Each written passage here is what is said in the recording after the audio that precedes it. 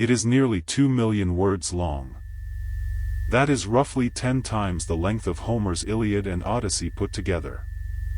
7 times the length of the Bible. Longer than any other epic poem ever composed in human history. And every word of it, according to Hindu tradition, was dictated by a sage named Vyasa to the elephant-headed god Ganesha, who transcribed the entire text by breaking off one of his own tusks to use as a pen. This is the Mahabharata. And the most astonishing thing about it is not its length. It is that this massive, sprawling, interconnected epic is centered on a single war. 18 days of battle. 18 days in which almost every great warrior on earth fought, bled, and died. And at the center of the Mahabharata, within the chaos of that war, is a conversation that lasts perhaps an hour, a conversation between a prince who cannot bring himself to fight and a charioteer who is actually a god. That conversation became the Bhagavad Gita, the single most important spiritual text in Hinduism. And it is nested inside a war story the way a pearl is nested inside an oyster, the priceless thing protected by the ordinary shell around it. But the Mahabharata is more than a religious text. It is the story of a family that destroyed itself. It is the story of a mother's curse. It is the story of a woman whose humiliation in public started a war that killed millions.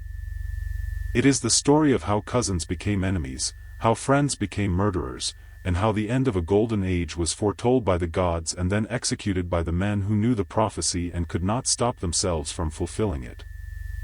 The story begins in the kingdom of Hastinapura, in ancient India, perhaps 3,000 years ago. The kingdom was ruled by a dynasty called the Kurus. And at a certain point in that dynasty, 2 brothers were born who would change everything. The older brother was named Dhritarashtra. The younger was named Pandu. Here is the first problem. Dhritarashtra, the older brother, who should have inherited the throne, was born blind. In ancient India, a blind king was considered unfit to rule. So the throne passed to Pandu, the younger brother.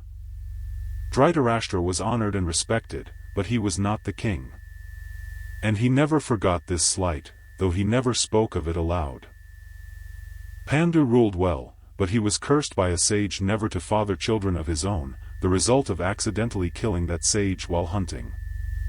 Pandu eventually renounced the throne and went into the forest to live as an ascetic. In his absence, the blind Dhritarashtra finally became king. Each brother had children. Pandu, through divine intervention and the prayers of his wives, had 5 sons who were each fathered by different gods. These 5 sons were called the Pandavas. Dhritarashtra had 100 sons through his wife Gandhari. These 100 sons were called the Kauravas. The cousins grew up together in the royal household, but the rivalry was immediate. The Pandavas were stronger, smarter, more beloved. The eldest Pandava, Yudhishthira, was destined to be king because his father had been king before the blind Dhritarashtra took over. But the eldest Kaurava, Duryodhana, refused to accept this. From the time they were boys, Duryodhana hated his cousins with a hatred that would eventually consume everything. The Pandavas grew up. They married. The most important marriage was that of Arjuna, the 3rd Pandava, to a princess named Draupadi. Due to a misunderstanding with their mother, all 5 brothers ended up sharing Draupadi as their wife, making her simultaneously married to all 5 Pandavas. This unusual arrangement is treated matter-of-factly in the text, but it matters enormously for what comes next. The Pandavas built a magnificent new capital city called Indraprastha. They became wealthy, successful, respected throughout the Indian subcontinent. Yudhishthira, the eldest, was crowned emperor. And this success drove Duryodhana, the eldest Kaurava, into a jealousy that bordered on madness. Duryodhana and his uncle Shakuni, a cunning schemer, devised a plan. They invited Yudhishthira to a game of dice. Yudhishthira loved dice. He was also terrible at it. Shakuni, it turned out, was cheating with loaded dice that could not be detected. Round after round, Yudhishthira lost. He lost his wealth. He lost his kingdom. He lost his palace. He lost his soldiers. He lost his servants. He lost his 4 brothers. He lost himself, staking his own freedom and losing it. And then, in the ultimate act of desperation and recklessness, he staked Draupadi, his wife. The wife he shared with his brothers. And he lost her too. Duryodhana ordered Draupadi dragged into the assembly hall by her hair. He ordered his brother to disrobe her in front of the entire court, to humiliate her publicly as a lesson in who now owned her.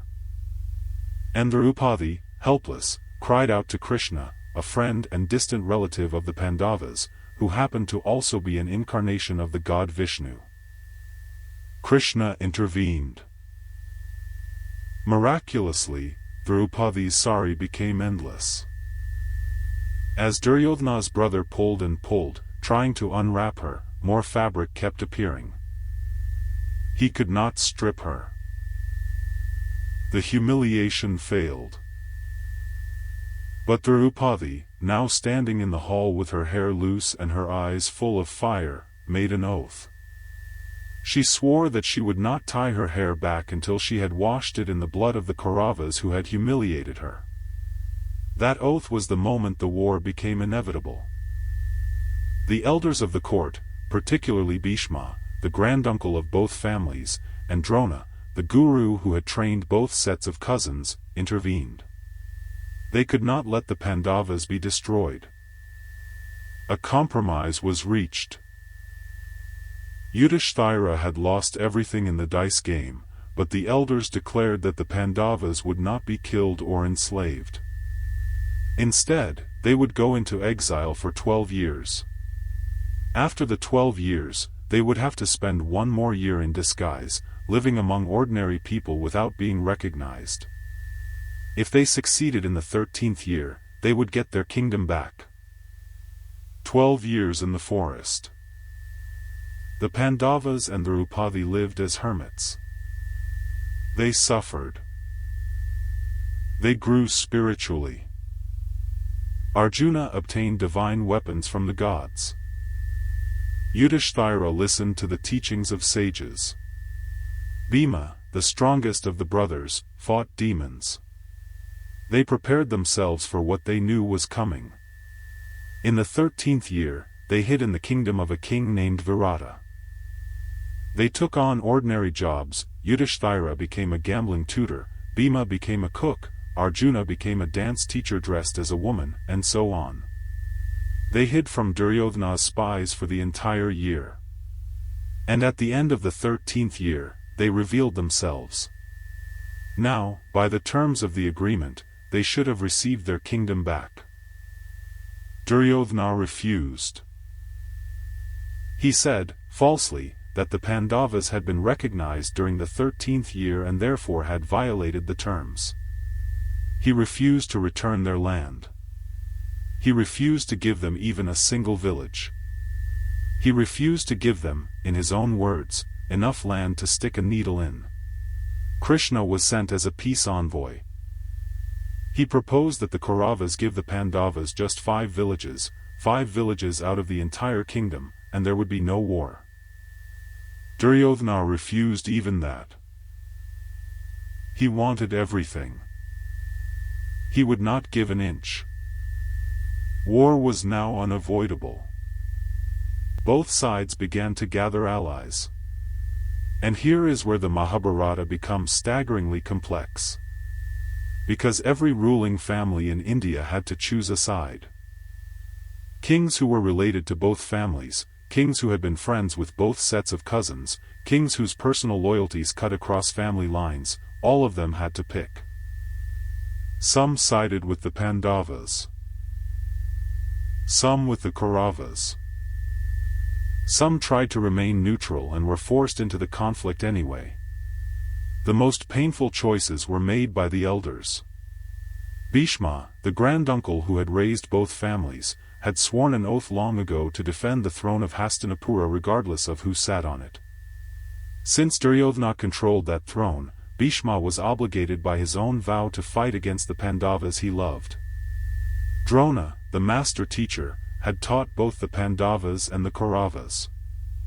He owed his livelihood to the royal house and felt bound to fight for Duryodhana, even though he knew the Pandavas were in the right. These men were not villains. They were good men trapped by their own promises. And they would die for promises they had made decades before, fighting against students and nephews they had once loved. On the other side, Krishna, the incarnation of Vishnu, the supreme god, faced a choice too. He offered both Arjuna and Duryodhana the same deal. He said, "One of you may have my entire army, which is the greatest army on earth. The other may have me personally, but I will not fight.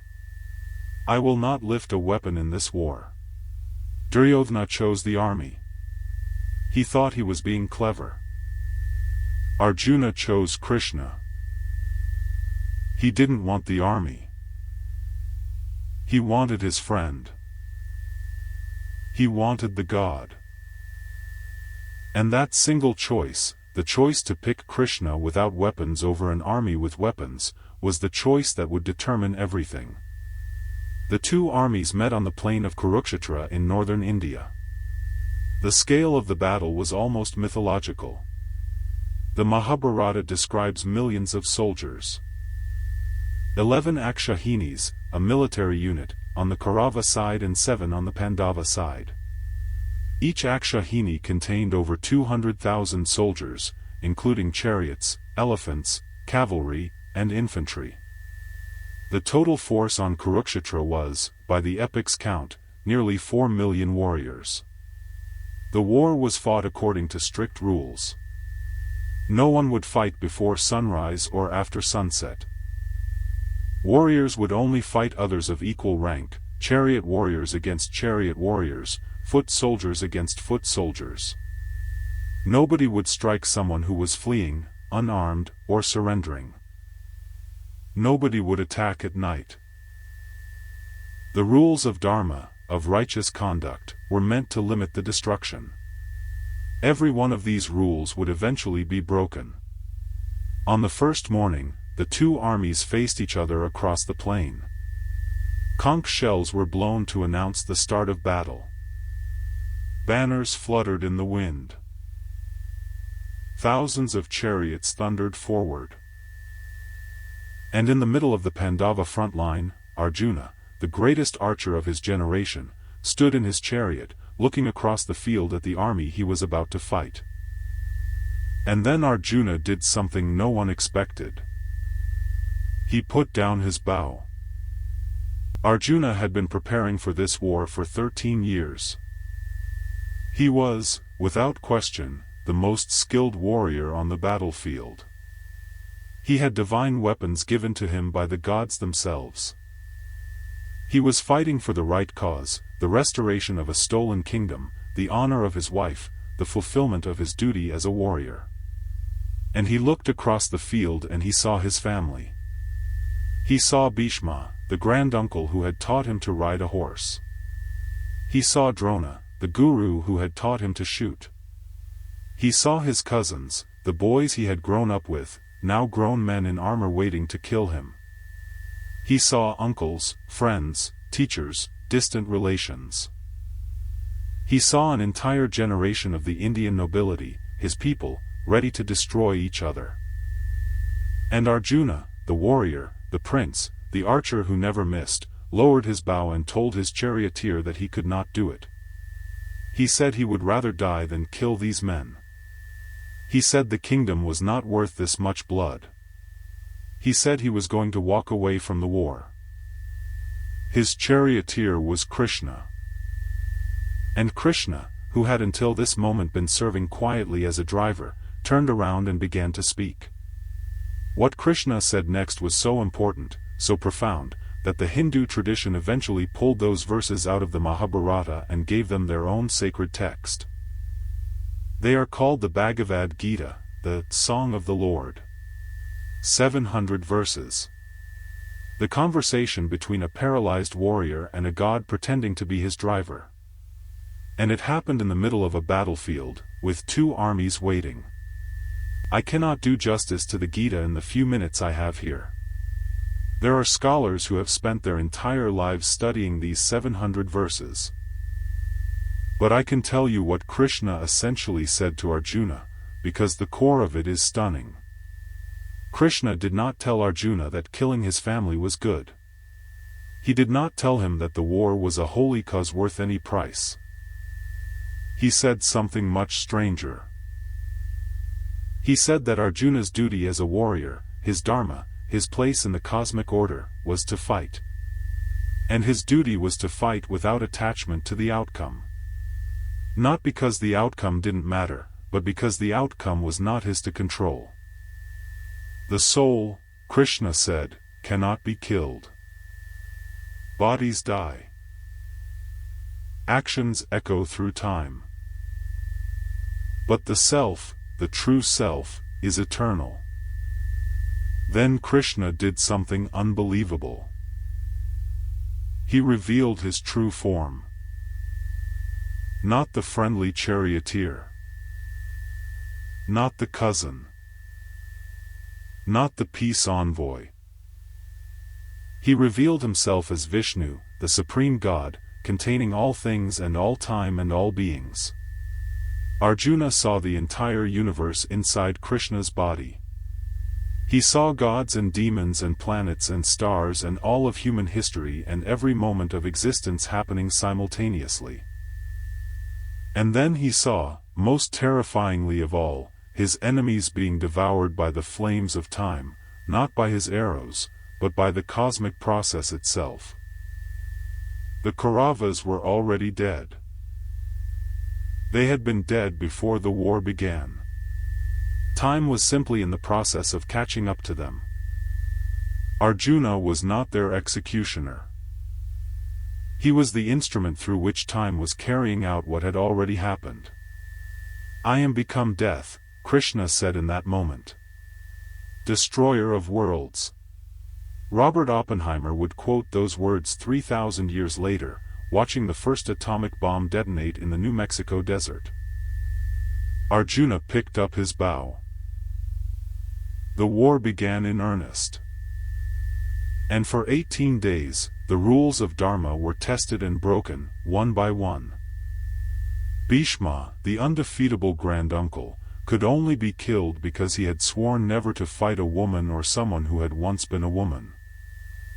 Arjuna placed the warrior Shikhandi, who had been born female and transformed into a man, in front of him, and shot Bhishma with arrows while Bhishma refused to raise his weapon.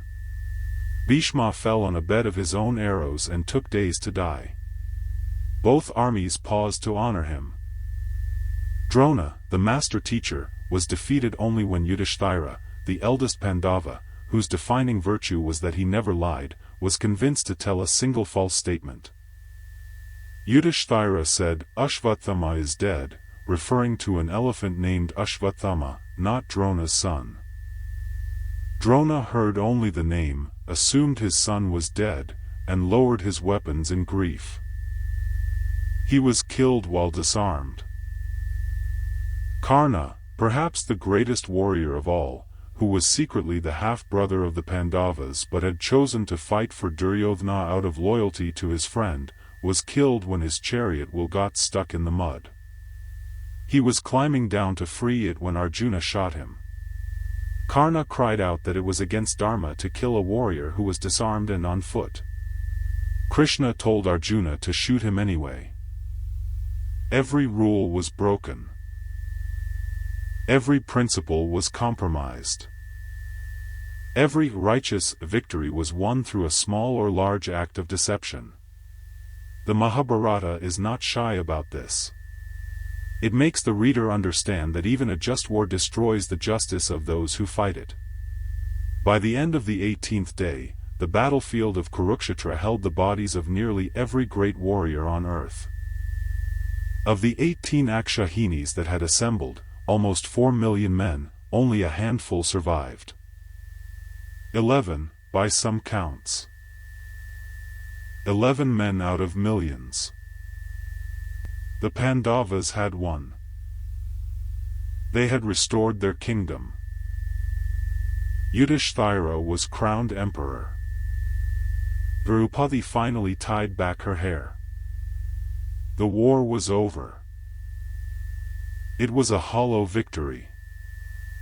The Pandavas wandered through the battlefield afterward and saw the corpses of everyone they had ever loved. They saw the sons who would not grow up, the teachers who would not teach again, the friends who would not share another meal. Yudhishthira, now king of a shattered land, fell into depression. He did not want to rule. He wanted to walk away. But Krishna, still with them, said no. He told Yudhishthira to rule. To rule well. To rebuild. To live, even if living was painful, because that was the only way to make the deaths mean anything. And so Yudhishthira ruled for many years. Eventually, the Pandavas grew old. They renounced the throne and set out on a final pilgrimage, walking north, toward the Himalayas, toward the abode of the gods. One by one, they died along the way. First Draupadi. Then Sahdeva. Then Nakula. Then Arjuna. Then Bhima. Only Yudhishthira reached the top of the mountain. And only Yudhishthira entered heaven alive. The epic ends with the beginning of a new age. In Hindu cosmology, the end of the Mahabharata marks the end of the Dvapara Yuga, the third age of the world, and the beginning of the Kali Yuga, the fourth and darkest age. The age we are still living in. The age of moral decline, confusion, spiritual blindness. The Mahabharata, in other words, is not just a story. It is the story of how our current age began. The Mahabharata is not a story that belongs to the past. It is a story that Indian families have told each other, continuously, for nearly 3,000 years. Children learn the names of Arjuna and Krishna the way Western children learn the names of Zeus and Odysseus. The Bhagavad Gita is read daily in temples and homes. When Mahatma Gandhi was in prison, he carried a copy of the Gita. When Oppenheimer watched the atomic bomb explode, he quoted it. But here is what I think makes the Mahabharata different from every other epic. It refuses to simplify. Homer tells you who the heroes are. The Bible tells you who the righteous are. The Norse sagas tell you who the brave are. The Mahabharata tells you that everyone is complicated. The eldest Pandava, the most virtuous man in the story, loses his family in a game of dice and stakes his own wife. The granduncle who raised them dies defending a tyrant because of a promise he made decades earlier. The greatest archer refuses to fight until he is convinced by a god that fighting is a form of surrender. The villain, Duryodhana, dies with dignity even though he caused everything. Nobody is pure. Nobody is simple. And Krishna, the god at the center of it all, refuses to give easy answers. When Arjuna asks him what to do, Krishna does not say, "Do good." He says, "Do your duty, without attachment to the results, and let the outcome belong to the universe." That is a harder answer. It is also a more honest one. Which ancient epic should we explore next? Tell me in the comments. Subscribe to the Myth Archive. The greatest stories are still being told, and you just need someone to tell them well.